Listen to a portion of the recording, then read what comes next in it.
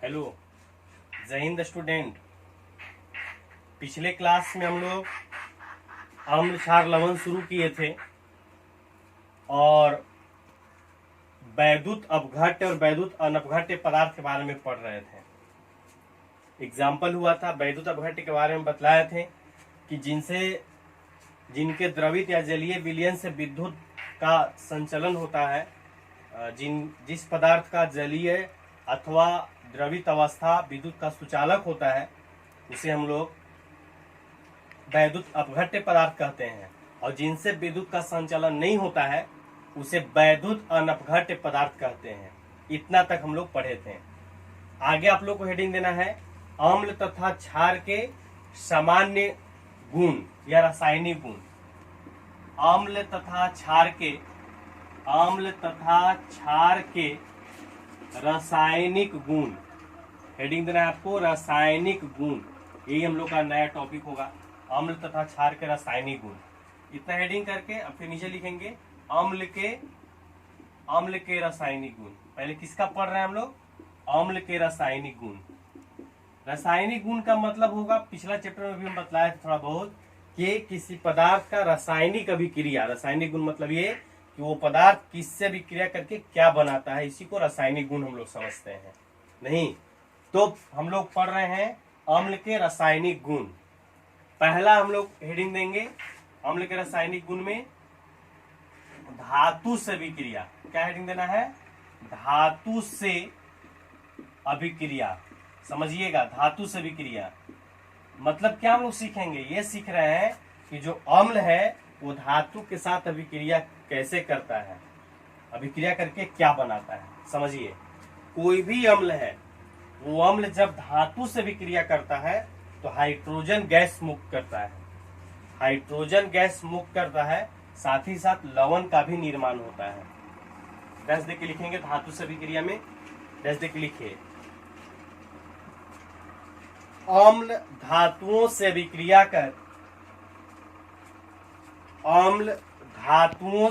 अभिक्रिया कर लवण तथा हाइड्रोजन गैस का निर्माण करते हैं। लवण तथा हाइड्रोजन गैस का निर्माण करते हैं।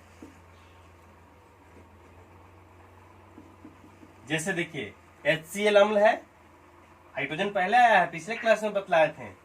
HCl है, अम्ल है, क्योंकि हाइड्रोजन पहले आया है। तो ये अम्ल जब धातु से अभिक्रिया करेगा, कोई भी धातु ले लीजिए, सोडियम ले लिए, धातु है, तो जब धातु जो है वो अम्ल से अभिक्रिया करेगा तो क्या बनाएगा? कहा गया लवण। इसका लवण क्या बनेगा? ये इसका ऋणात्मक मूलक है। 9th क्लास का मूलक हमेशा याद रखना है। HCl है, हाइड्रोजन क्लोराइड। तो जो क्लोराइड इसके साथ अभिक्रिया करेगा, यहाँ से हाइड्रोजन विस्थापित हो जाएगा। क्या लिखेंगे? NaCl plus H2। Hydrogen gas मुक्त हो गया, गैस के लिए दिखा दिए। आप और समझिए थोड़ा बहुत, एक विस्थापन अभिक्रिया है, एकल विस्थापन अभिक्रिया। मतलब ऐसे समझना है कि सोडियम जो है वो हाइड्रोजन से अधिक क्रियाशील धातु है, इसीलिए जो सोडियम है वो हाइड्रोजन को विस्थापित कर दिया है, इसके जगह पर खुद आ गया है, हाइड्रोजन गैस मुक्त हो गया। क्या पढ़ रहे थे हम लोग? कि धातु से अभिक्रिया अम्ल कैसे करता है। पढ़े कि अम्ल जो है वो धातु से अभिक्रिया करके लवण तथा हाइड्रोजन गैस मुक्त करता है। और भी एग्जाम्पल आप लिख सकते हैं। हर एक एग्जाम्पल संतुलित होना चाहिए। आपको पहले बता दिए हैं कि समीकरण संतुलित ही होता है, संतुलित समीकरण का कोई महत्व नहीं होता है, इसीलिए आपको इसको संतुलित करना है। वो आपके जीमे का काम है, लिखते समय आपको संतुलित कर लेना है। दूसरा अभिक्रिया, मान लीजिए H2SO4 है और ये जिंक से अभिक्रिया कर रहा है Zn से। अम्ल और धातु का अभिक्रिया, ये अम्ल है ना, अरे धातु का अभिक्रिया, क्या प्रोडक्ट बनेगा? आपको लिखना है इसको। क्या लिखेंगे? कि ये जो अम्ल है और ये जिंक है, धातु है, तो जो जिंक है वो इसको क्या करेगा? विस्थापित कर देगा। क्या करेगा? विस्थापित कर देगा। क्या बन जाएगा? ZnSO4 plus H2। ये आपको खुद से लिखना है। पहला रासायनिक गुण हो गया धातु से अभिक्रिया, अम्ल का। दूसरा लिखेंगे, दूसरा लिखना है धातु के कार्बोनेट से अभिक्रिया। दूसरा रासायनिक गुण क्या लिखना है? धातु के कार्बोनेट से अभिक्रिया। कार्बोनेट से अभिक्रिया, कार्बोनेट या बाइकार्बोनेट एक ही में पढ़ लेते हैं। बाइकार्बोनेट से अभिक्रिया, से अभिक्रिया। चलिए देखिए, दूसरा आपको हेडिंग देना है रासायनिक गुण में, धातु के कार्बोनेट या बाइकार्बोनेट से अभिक्रिया। कार्बोनेट समझ रहे हैं, धातु कार्बोनेट का मतलब क्या, कार्बोनेट मतलब CO3 सोडियम का कार्बोनेट का मतलब क्या होगा, तो सोडियम मूलक Na+ कार्बोनेट CO3 तो सोडियम के कार्बोनेट का मतलब हो गया हुआ कि ये यहां आ जाएगा एक संयोजकता और ये 2 यहां आ जाएगा, तो Na2CO3, ये बोलेंगे कि सोडियम का कार्बोनेट है। क्या है ये, सोडियम का कार्बोनेट है, ये ऐसे बोलेंगे। तो कहा गया धातु के कार्बोनेट मतलब सोडियम धातु है, धातु कार्बोनेट है, ये लिखा रहेगा NaHCO3। तो ये HCO3 क्या है, ये बाइकार्बोनेट है। क्या है ये, बाइकार्बोनेट है, जिसको बोलेंगे सोडियम बाइकार्बोनेट, मतलब धातु का कार्बोनेट बाइकार्बोनेट है ये। तो हम लोग ये पढ़ रहे हैं कि धातु के साथ कार्बोनेट रहेगा CO3 रहेगा, या धातु के साथ बाइकार्बोनेट रहेगा HCO3 रहेगा, वो अम्ल के साथ अभिक्रिया करके क्या बनाएगा, ये हम लोग का टॉपिक है। तो धातु का कार्बोनेट रहे या धातु का बाइकार्बोनेट रहे, जब अम्ल इससे अभिक्रिया करेगा तो क्या बनेगा, लवण जल। क्या बनेगा, लवण जल और एक CO2 बनेगा, याद रखना है। क्या क्या बनेगा, लवण जल और CO2। लवण कैसे बनाना है, लवण हमेशा बनाना है मूलक से, धनात्मक और ऋणात्मक मूलक मिला करके, और जल तो है ही, और CO2 फॉर्मूला पता है, एग्जाम्पल लिखना है आपको, डैश देके लिखिए इसमें। अम्ल धातु के कार्बोनेट या बाइकार्बोनेट से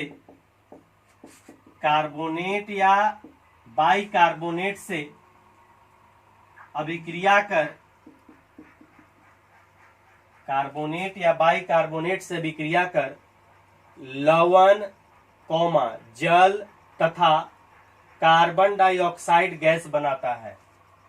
लवण जल तथा कार्बन डाइऑक्साइड गैस बनाता है। एग्जाम्पल देखिए, HCl है अम्ल, Na2CO3 सोडियम कार्बोनेट, धातु के कार्बोनेट है, धातु कार्बोनेट से अभिक्रिया कर रहा है कौन, अम्ल HCl, ये अम्ल न है, तो अभिक्रिया कर रहा है, क्या बनाएगा, लवण। लवण कैसे बनता है, तो लवण में एक्सचेंज हो जाता है रेडिकल, ये हाइड्रोजन क्लोराइड है, यहाँ क्लोराइड है ना, वो इस धातु के साथ आ जाएगा, माने इसका धनात्मक मूलक इसके ऋणात्मक के साथ और इसका ऋणात्मक इसके धनात्मक के साथ, ऐसे होता है। तो क्या बन जाएगा, लवण NaCl। कहा गया कि लवण बनता है, तो लवण यहाँ क्या बनेगा, NaCl प्लस, और क्या कहा गया, लवण जल, जल का मतलब H2O प्लस, एक और प्रोडक्ट क्या कहा गया, CO2 कार्बन डाइऑक्साइड गैस, ये विक्रिया हो गया। मतलब अम्ल जो है वो धातु कार्बन के साथ विक्रिया करेगा तो लवण जल और CO2 बनेगा। इसी तरह से कहा गया बाइकार्बोनेट के साथ भी देख लीजिए, H2SO4 है, यहाँ कोई भी अम्ल ले सकते हैं, जरूरी नहीं कि HCl H2SO4 ही हो। HNO3 नाइट्रिक अम्ल है, ये नाइट्रिक अम्ल है, अभिक्रिया करेगा बाइकार्बोनेट से, मान लीजिए है KHCO3 पोटेशियम बाइकार्बोनेट, अभिक्रिया करेगा तो क्या होगा, ये K और NO3 आ जाएगा, KNO3 लवण हो गया। कैसे लवण बना रहा है, समझ में आ रहा है, इसका धनात्मक मूलक पोटेशियम बाइकार्बोनेट है, तो पोटेशियम धनात्मक मूलक है ना, इसमें ऋणात्मक मूलक कौन है, नाइट्रेट है, तो पोटेशियम नाइट्रेट फॉर्मूला हो जाएगा KNO3 प्लस जल बनता है, और क्या कहा गया, CO2 बनता है, CO2 बन गया। चलिए, ये दूसरा रासायनिक गुण हो गया धातु के कार्बोनेट या बाइकार्बोनेट से अभिक्रिया हो गया। लिखना है आपको, तीसरा लिखिए, धातु के ऑक्साइड से अभिक्रिया। तीसरा क्या लिखना है, धातु के ऑक्साइड से अभिक्रिया, धातु के ऑक्साइड से अभिक्रिया। धातु के ऑक्साइड का मतलब क्या समझ रहे हैं कि धातु और ऑक्सीजन हो, Na2O MgO मैग्नीशियम ऑक्साइड, ये धातु का ऑक्साइड कहलाएगा, धातु और ऑक्सीजन केवल है, इसलिए इसको क्या बोलेंगे, धातु का ऑक्साइड बोलेंगे। हम लोग का टॉपिक ये है कि धातु के ऑक्साइड से अम्ल जो है अभिक्रिया कैसे करेगा और क्या बनाएगा। तो धातु का जो ऑक्साइड है वो हम लोग नेक्स्ट टॉपिक में सीखेंगे, मैंने नेक्स्ट चैप्टर में धातु अधातु में, कि जो धातु का ऑक्साइड होता है वो अम्लीय होता है। हालांकि अम्ल क्षार है, यहाँ भी आपको अच्छे तरीके से इस बात पर बोल ही देते हैं, हमेशा के लिए याद रखना है। समझिएगा, जब धातु के साथ ऑक्सीजन आपको दिखेगा, धातु और कौन दिखेगा, ऑक्सीजन, तो इसका जो गुण होता है ये होता है क्षारीय। क्या होता है, क्षारीय, और क्षारीय होता है। और अधातु और ऑक्सीजन दिखेगा, अधातु के साथ कौन रहेगा, ऑक्सीजन यदि दिखे आपको अधातु के साथ, तो ये क्या होगा, ये होगा अम्लीय। क्या होगा, अम्लीय होगा। मतलब ऐसे इसी को बोलते हैं, धातु के साथ ऑक्सीजन मतलब धातु का ऑक्साइड, और धातु के साथ ऑक्सीजन है मतलब क्या, कि अधातु का ऑक्साइड। तो जब धातु के साथ ऑक्सीजन रहेगा अर्थात धातु का ऑक्साइड रहेगा तो इसको क्षारीय कहते हैं, मतलब क्षार होता है। और अधातु के साथ ऑक्सीजन रहेगा मतलब अधात्विक ऑक्साइड रहेगा तो उसको क्या कहेंगे हम लोग, अम्लीय कहेंगे। जैसे CO2, तो CO2 में कौन कौन है, कार्बन और ऑक्सीजन है। कार्बन क्या है, धातु का धातु, कार्बन अधातु है, तो अधातु के साथ ऑक्सीजन है, इसीलिए CO2 अम्ल है कि क्षार, अम्ल है। क्यों, क्योंकि अधातु के साथ ऑक्सीजन आया है और ये अम्लीय होता है। Na2O सोडियम ऑक्साइड है, ये ऑक्सीजन आया है, इसके साथ कौन है, धातु है, मतलब धातु के साथ ऑक्सीजन, क्या होगा, क्षारीय होगा। ये बहुत इंपॉर्टेंट बात है, आप इसको कॉपी में कहीं नोट करके लिख लेंगे कि धातु के साथ ऑक्सीजन रहेगा तो क्षारीय होगा, अधातु के साथ ऑक्सीजन रहेगा तो अम्लीय होगा। चलिए समझिए, हम लोग क्या पढ़ रहे थे इधर, हम लोग ये पढ़ रहे थे कि धातु के ऑक्साइड से भी क्रिया, किसका, अम्ल का। तो अभी हम लोग पढ़े कि धातु का जो ऑक्साइड है वो क्षारीय होता है, तो क्षार और अम्ल के बीच में भी क्रिया हो गया।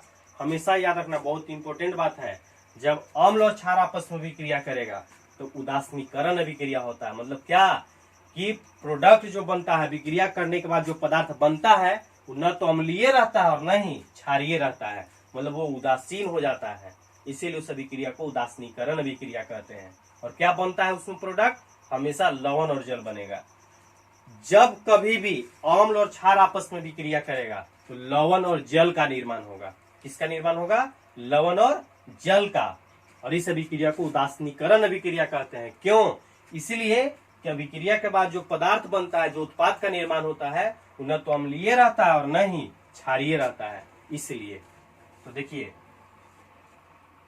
लिखिए डैश देके, धातु के ऑक्साइड से अभिक्रिया लिखना डैश दे करके। धातु के ऑक्साइड, धातु के ऑक्साइड क्षारीय प्रकृति के होते हैं, क्षारीय प्रकृति के होते हैं। इसलिए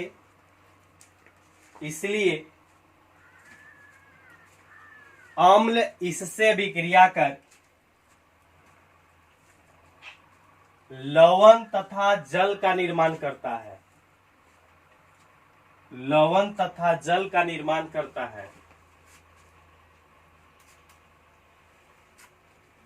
एग्जाम्पल देखिए, एग्जाम्पल, धातु का ऑक्साइड MgO मैग्नीशियम ऑक्साइड, ये पहले हम लिखेंगे, HCl अम्ल है, मैग्नीशियम ऑक्साइड इससे भी क्रिया किया MgO मैग्नीशियम ऑक्साइड, तो क्या बनेगा, लवण और जल।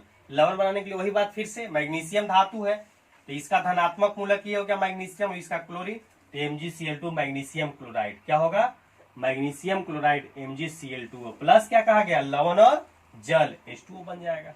हमेशा बोल रहे हैं सभी रिएक्शन को संतुलित करना होगा आपको। चलिए एक उदाहरण देते हैं, धातु के ऑक्साइड से विक्रिया हो गया ये अम्ल का। अगला देखिए, अगला आपको चौथा लिखना है। चौथा क्या लिखना है, क्षार से विक्रिया। अम्ल का किससे विक्रिया, क्षार से विक्रिया। देखिए अभी हम चर्चा कर रहे थे इससे पहले वाला में कि कोई भी क्षार से जब अम्ल अभिक्रिया करेगा या कोई भी क्षार किसी भी अम्ल से विक्रिया करेगा, दोनों स्थिति दोनों सेम बात है, कोई अम्ल क्षार से विक्रिया करे या कोई क्षार अम्ल से विक्रिया करे, तो वो एक दूसरे को उदासीन कर देता है और लवण तथा जल का निर्माण करता है। इसीलिए इस अभिक्रिया को उदासीनीकरण अभिक्रिया कहते हैं। उदासीनीकरण अभिक्रिया का मतलब ही होता है कि अम्ल तथा क्षार के बीच अभिक्रिया, और उसमें क्या प्रोडक्ट बनेगा, उत्पाद क्या बनेगा, लवण और जल। लिखिए 10 दे करके। अम्ल किसी क्षार से विक्रिया कर, अम्ल किसी क्षार से विक्रिया कर लवण तथा जल का निर्माण करता है, लवण तथा जल का निर्माण करता है, लवण तथा जल का निर्माण करता है। इस अभिक्रिया को उदासीनीकरण अभिक्रिया कहते हैं। इस अभिक्रिया को उदासीनीकरण अभिक्रिया कहते हैं। चलिए एग्जाम्पल देखिए। एग्जाम्पल है पहला, अम्ल है HCl।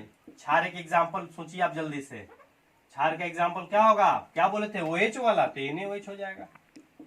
HCl अम्ल है, ये क्षार है, अम्ल क्षार आपस में अभिक्रिया कर रहा है, क्या बनेगा, लवण। लवण इसका, ये दोनों मिलकर के NaCl प्लस कहेंगे कि लवण के साथ जल बनेगा। ये उदासीनीकरण अभिक्रिया है। एक आपको खुद से लिखना होगा, H2SO4 plus calcium hydroxide CaOH, क्या प्रोडक्ट बनेगा, संतुलित करके आपको लिखना है। चलिए 4 रासायनिक गुण हम लोग पढ़ लिए। चलिए अगला है पांचवा लिखना है आपको।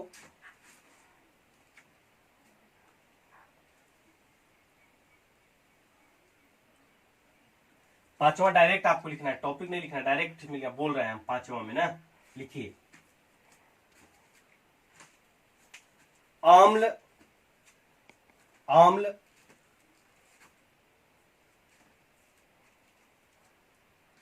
की अभिक्रिया नीले लिटमस पत्र के साथ कराने पर, नीले लिटमस पत्र के साथ कराने पर, नीले लिटमस पत्र के साथ कराने पर जब अम्ल की अभिक्रिया, जब अम्ल की अभिक्रिया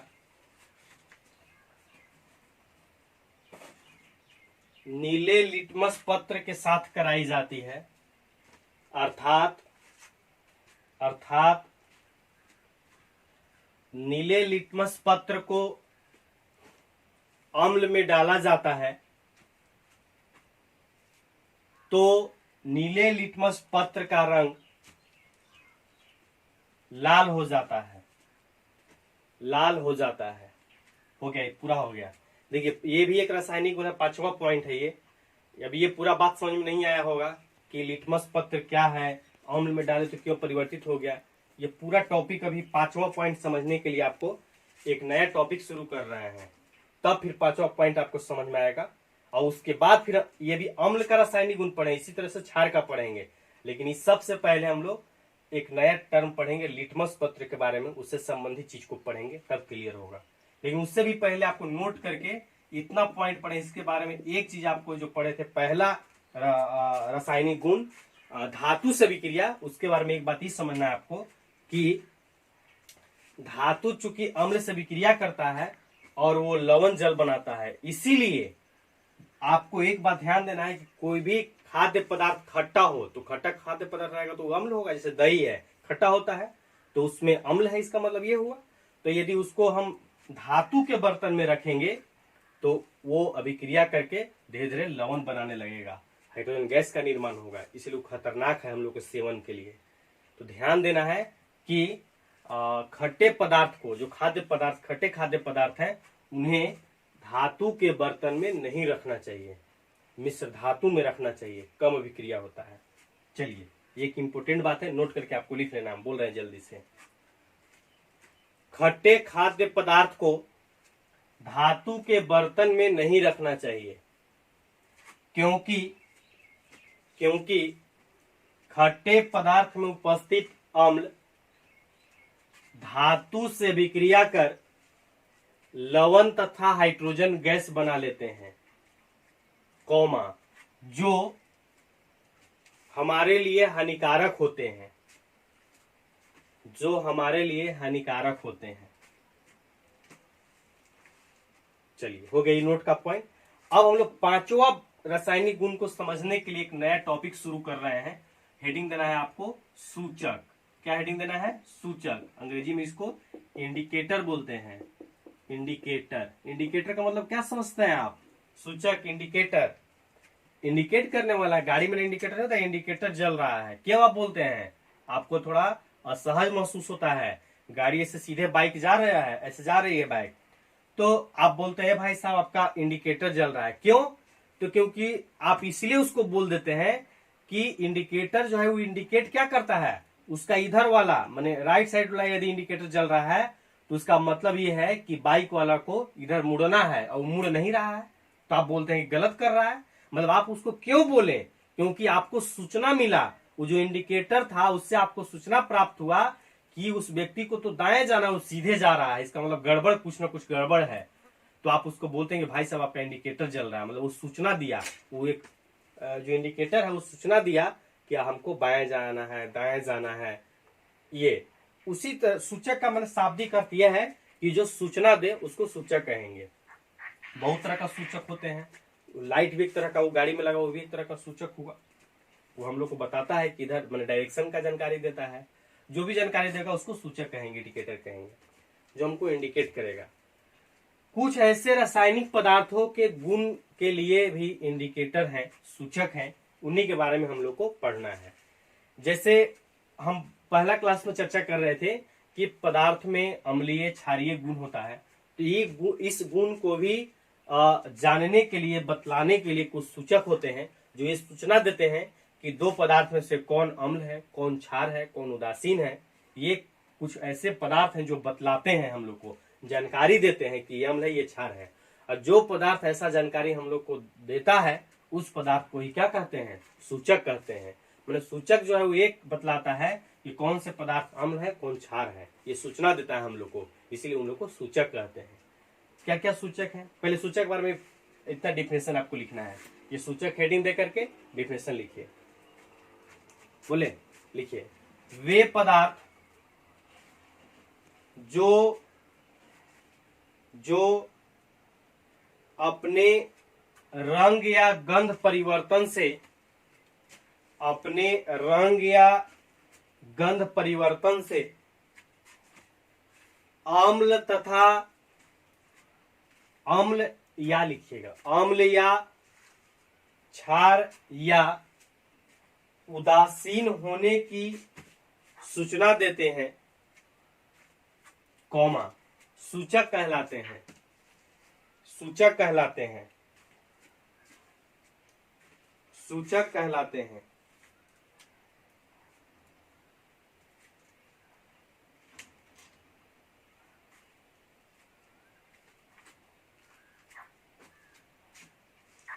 कुछ प्रमुख आपको एग्जांपल लिखना है ऐसे,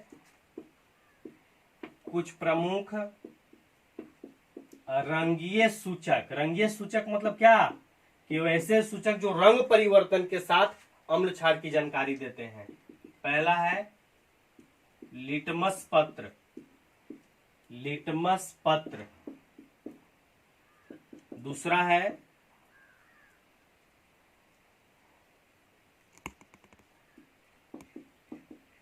फेनोफ्थलीन,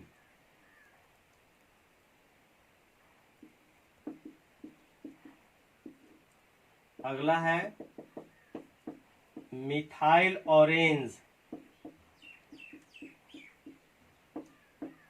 ऑरेंज।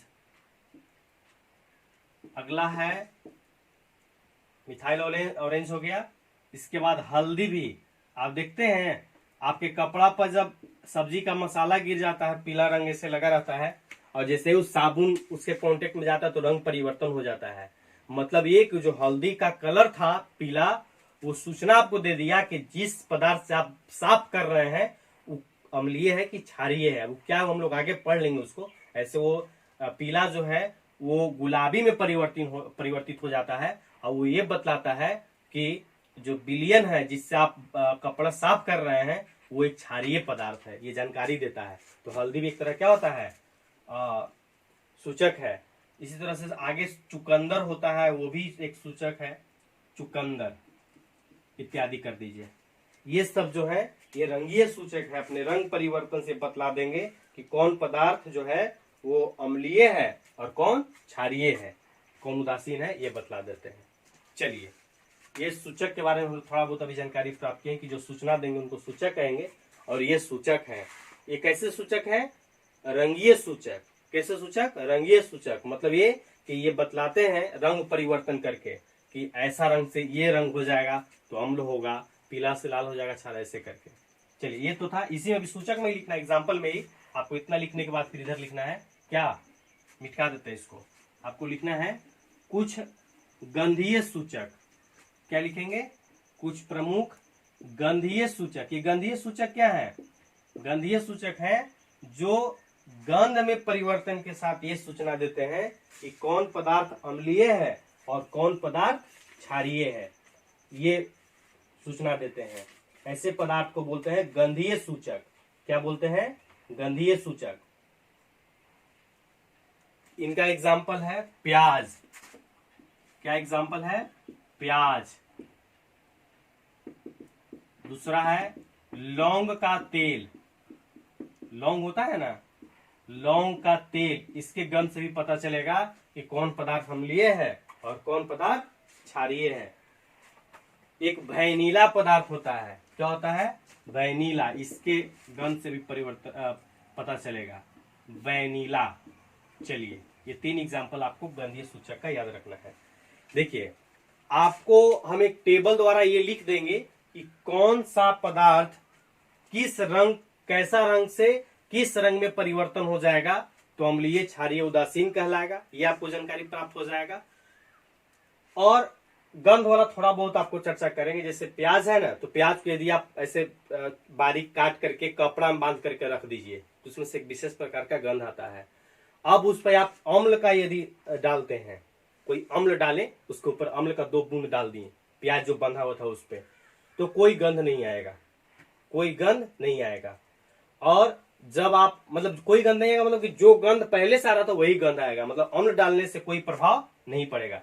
लेकिन जैसे ही आप क्षारीय पदार्थ डाल देंगे तो उसका गंध परिवर्तित हो जाता है। पहले से जो प्याज का गंध आ रहा था उससे थोड़ा दूसरा गंध आएगा, और वो रंग परिवर्तन ये गंध परिवर्तन यह बतलाता है कि जो पदार्थ डाला गया है वो क्षारीय है। क्या है? वो क्षारीय है। ऐसे तो गंध परिवर्तन विशेष हम लोग को नहीं पढ़ना है, लेकिन रंगीय सूचक में पढ़ना है कि किस पदार्थ का रंग किस रंग से कैसे परिवर्तित होगा तो अम्ल क्षार हम लोग डिसाइड करेंगे, ये जानना है।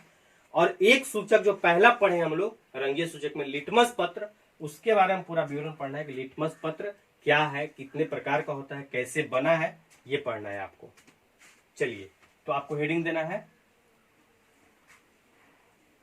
क्या हेडिंग देना है? लिटमस पत्र। क्या हेडिंग देंगे?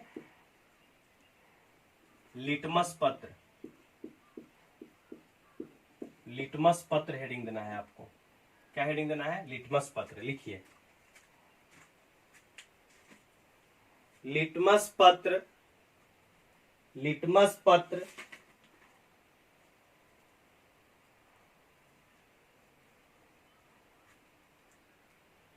बैगनी रंग का उदासीन अर्क होता है। बैगनी रंग का उदासीन अर्क होता है जो थैलोफाइटा, ऐसे लिखेंगे, थैलोफाइटा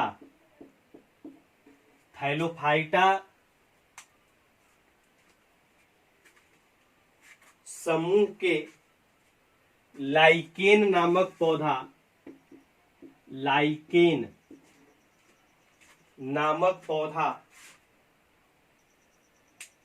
से प्राप्त किया जाता है और इसे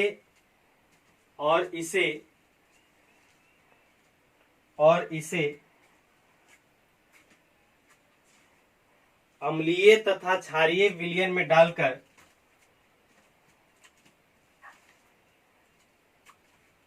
दो प्रकार के पत्र लाल लिटमस पत्र तथा नीला लिटमस पत्र, नीला लिटमस पत्र प्राप्त कर लिया जाता है, प्राप्त कर लिया जाता है। यही दोनों लिटमस पत्र अम्ल तथा क्षार की जानकारी देते हैं, अम्ल तथा क्षार की जानकारी देते हैं।